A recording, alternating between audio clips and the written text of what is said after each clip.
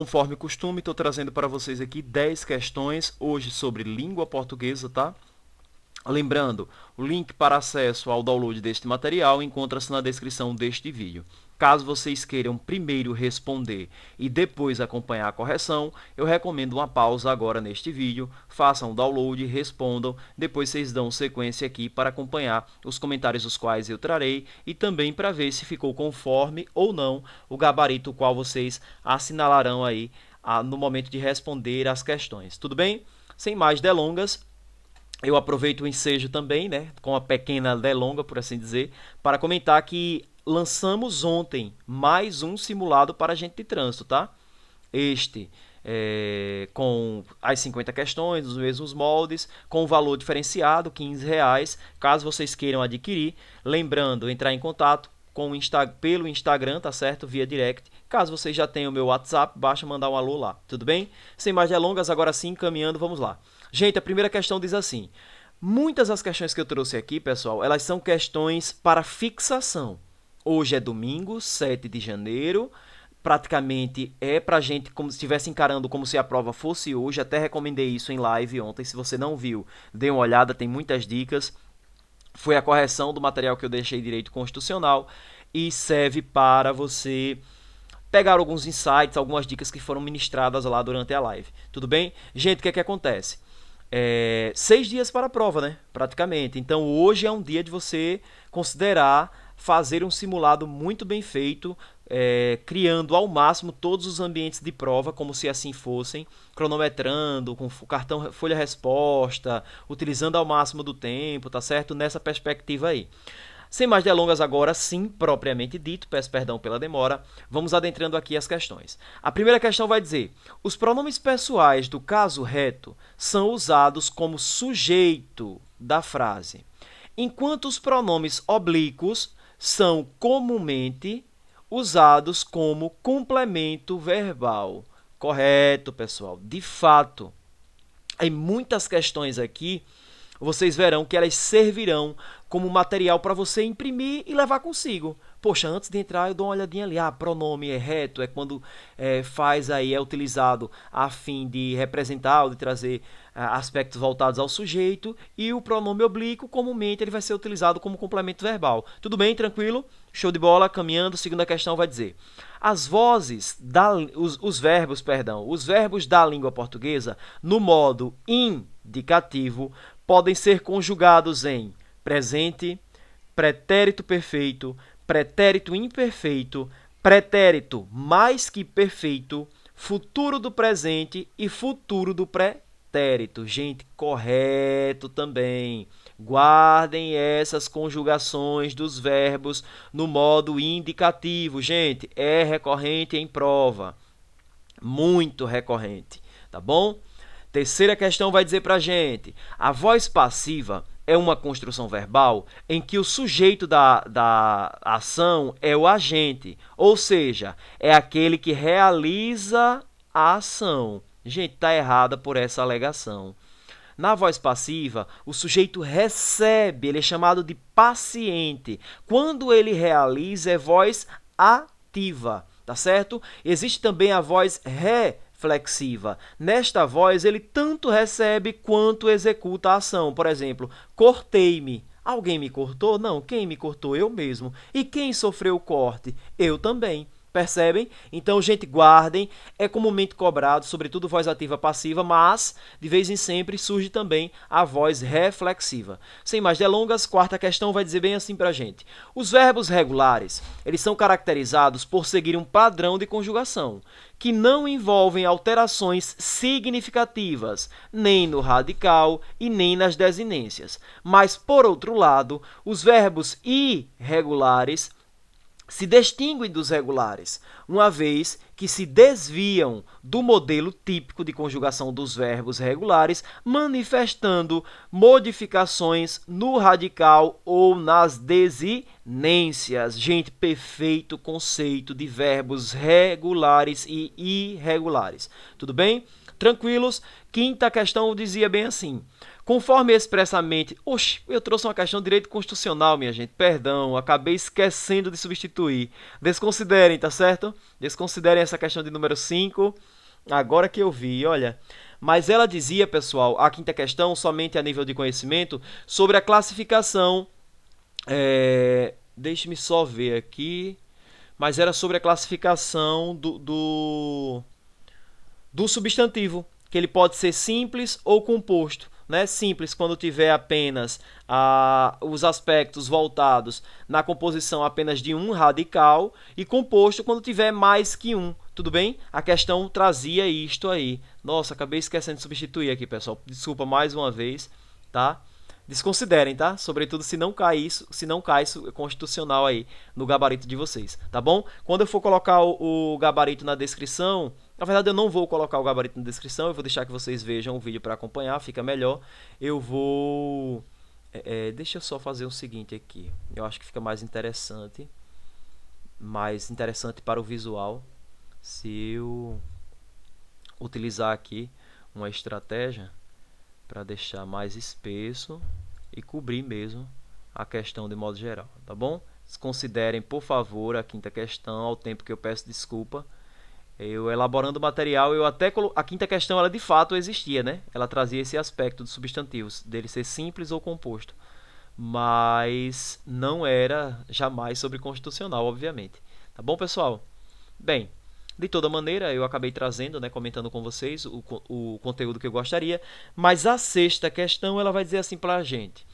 A partir da perspectiva da gramática tradicional, a definição de advérbio enfatiza a sua função principal, como uma classe de palavra responsável por modificar outras classes gramaticais. Especificamente, o advérbio tem a capacidade de alterar o sentido de um verbo, de um adjetivo e até mesmo de outro advérbio. Gente, corretíssimo. Corretíssimo, guardem. E outra coisa, se desprendam desses conceitos comuns. Se desprendam, não, o advérbio modifica o verbo. Gente, modifica verbo, modifica adjetivo, modifica outro advérbio também, tá bom? Agora tem palavrinhas-chave. Advérbio, modifica. Vai modificar alguém, seja verbo, seja advérbio, ou seja o próprio adjetivo também. Tudo bem, gente? Colocação pronominal, né? Mateus, não cai tanto. Mas cai pronome, eu quis trazer essa questão aqui de número 7. Ele diz bem assim. A ênclise é a colocação pronominal em que o pronome átono vem antes do verbo. Como exemplo, ele trouxe a frase, me dê um tempo. Gente, está errado. Porque quando vem antes, não é ênclise, é próclise, tá bom? A próclise é quem vem antes. A ênclise vem depois, tá bom? Próclise, o acento ficou bem grande, né? Próclise. Tudo bem, pessoal? Tranquilos? Isso aqui é um E, viu? Ficou meio ladeirado, mas é um E. A questão de número 8 vai dizer assim para a gente. As formas verbais incluirá e estará foram conjugadas na terceira pessoa do singular, do tempo futuro do presente, do modo indicativo. A gente viu lá em cima que, de fato, o futuro do presente faz parte do modo indicativo, então isso estava tranquilo. A dúvida poderia ser o seguinte, Mateus, será que está mesmo na terceira pessoa do singular? Mateus, como é que eu falo para identificar essas pessoas do singular e do plural? Gente, pergunte ao verbo. Tente conjugar. Olhe, eu incluirá. Faz sentido? Não. Tu incluirá. Tu estará. Fica audível? Fica agradável? Não. Agora percebam, ele ou ela incluirá. Ele ou ela estará. Percebem como há um casamento, uma junção legal, tanto para a fala, quanto para a escrita, como também para o aspecto do ouvir a pronúncia. Então, isso é um exercício que precisa ser feito. Aí eu imagino que jamais vocês iriam tentar conjugar no plural. Nós incluirá, pelo amor de Deus. Nós estará, misericórdia, né? Vós incluirá? Não, minha gente, aí não dá, não é? Imaginem, eles ou elas incluirá. Não, minha gente, cuidado. Apesar no uso cotidiano as pessoas não respeitarem, sobretudo, a regra no sentido do plural e do singular das palavras, das colocações, a gente precisa fazê-lo, sobretudo no ambiente de prova. Eu não posso jamais aqui dizer, não, tá errado, não é do singular, não, é do plural, não, gente. De jeito nenhum, tá certo? Ô, Mateus, e do tempo futuro do presente? Exato. E o que é isso? Gente, são ações ou fenômenos que ainda não aconteceram no presente, tá certo? Não aconteceram no presente que a gente está falando. Por exemplo, incluirá, ele já incluiu? Ele ou ela já incluiu? Não, Matheus, ainda não, mas vai. Porque é do tempo futuro, a gente está falando no presente e referindo-se ao futuro. Essa é a grande característica. Lembrando, podem ser ações ou fenômenos. Tudo bem? Tranquilos? Espero que tenha ficado consolidado, porque é um tema forte aí, sugestivo para aparecer também. Tudo bem? Gabarito oitava questão, correto. A questão de número 9 vai dizer assim: os substantivos, são palavras que nomeiam os seres e podem ser classificados, dentre outras formas, vale lembrar que existem outras classificações, em próprios, quando inclui palavras como prédio e duende, e comum, quando inclui nomes como Isaura e Inglaterra. Gente, tá errado. Tá errado. Gente, vão pelo razoável na hora da prova. Se aparecer para vocês dia 14 substantivos próprios e comuns, vão pelo lógico. O que é próprio é algo individual. Tá certo? É taxativamente daquilo ali. E o que é comum? Gente, aí é geral. A gente usa para determinar coisas comuns, gerais. Tá bom? Agora me digam, Isaura e Inglaterra é geral, minha gente? Não é. São comuns. Isaura é o nome de uma pessoa. Inglaterra é o nome de um país, por exemplo. Tá bom? Agora, prédio, né? É algo comum. A gente usa para trazer à tona aí, ou para caracterizar, para definir qualquer construção que tenha as características de um prédio. Né? Agora, o nome próprio do edifício, por exemplo, e veja, já dei até o spoiler, é próprio. Tudo bem? Tranquilos? É bom a gente dominar as classificações dos substantivos. Se você não viu, tem uma aula aqui que eu trago, importantíssima. Eu passo por todas as classes que cairão na prova aí de Palmeira e trago alguns insights, algumas dicas. Nossa última questão dizia: o artigo acompanha o substantivo. Já dei um spoiler bacana aqui. De forma a indicar o seu gênero e o número. Por exemplo, os artigos indefinidos incluem os termos o, os, a e as. Gente, e aí? Tá errado, pessoal. Esse aqui não são os indefinidos, esses aqui são os definidos. Ô, Mateus, e os indefinidos? Quem são? Gente, guardem. Um, uma, uns e umas. Gente, é como eu estou dizendo, a língua portuguesa ela é prática. Na hora da prova, se você ficar com dúvida, cria uma frase e aplica. Por exemplo, a casa é bonita. Qual casa é bonita? Quando você utilizou o artigo a, você está dando ideia de que é uma casa específica. Agora veja, se eu digo assim, as casas são bonitas, tá? Quais? É a primeira pergunta que a gente vai se fazer.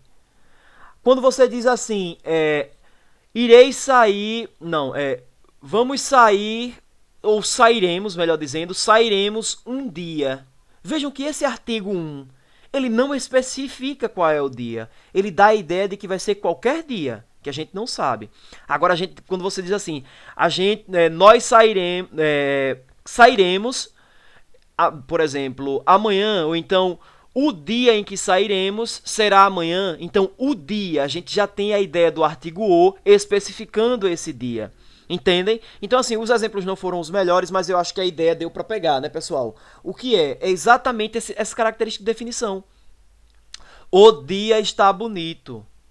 Um dia ruim. Ora, um dia ruim, eu não sei que dia foi, só sei que foi algo que não foi bom para mim, mas não sei quando aconteceu. Agora, o dia bom ou o dia está bom, não é? A gente traz essa característica de especificar.